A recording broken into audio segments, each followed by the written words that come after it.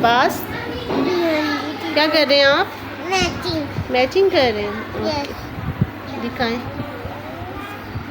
ये क्या है? Book. Book. Okay. Next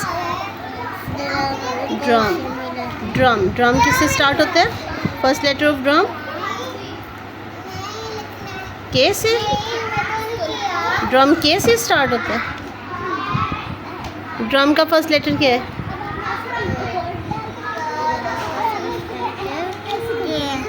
yes, ये क्या है? डी। डी ड ड्रम। फिंगर रखें इधर। चलें अब मैच करें। ये वर्कशीट्स जो है ना, ये मैंने एक फ़ाइल में लगाई हैं। ये ट्रांसपेरेंट जो पेजेस होते हैं, इसका ये फ़ायदा है कि आप बच्चे को प्रैक्टिस करवाने के बाद इसको आराम से रेज़ कर सकते हैं और दोबारा से इसकी प्रैक्टिस करवा सकते हैं।